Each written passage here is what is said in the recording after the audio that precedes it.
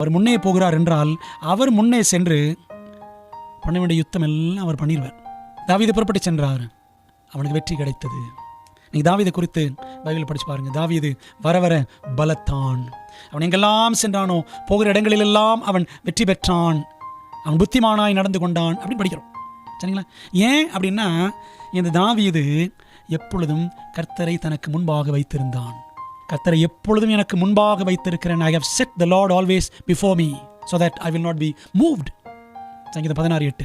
அன்பானவர்களே, அப்போ நம்ம என்ன செய்யணும் அப்படின்னா கர்த்தரை நமக்கு முன்பாக எப்பொழுதும் வைத்திருக்க வேண்டும். எனக்கு அவர் தெரியும், இவர் தெரியும், அப்படி தான் போகிறோம். நமக்கு ஆண்டவர் தெரியுமா? ஆண்டவர் தெரியும். படிச்சிருக்கேன், ஓய்நாள் படத்தில் படிச்சிருக்கேன். I know God as a theory. ஆண்டவரை ஒரு கொள்கையாக தான் எனக்கு தெரியும். I know God only as a principle but not as a person. கிறிஸ்துவை ஒரு கொள்கையாக அவன் வந்தார், வாழ்ந்தார், மரிச்சார், பரலோகத்துக்கு போனார், பறந்து பேச திரும்ப வருவார், இப்படி தான் ஒரு கொள்கையாக தான் படித்து வச்சிருக்கிறோம் ஆண்டவரை.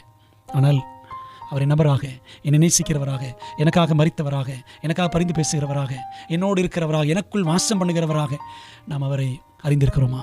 அவரை பற்றி அறிந்திருக்கிறோம், அவரை அறிந்திருக்கிறோமா என்பதுதான் நம்முடைய சிந்தனைக்குரிய முக்கியமான ஒரு கேள்வி.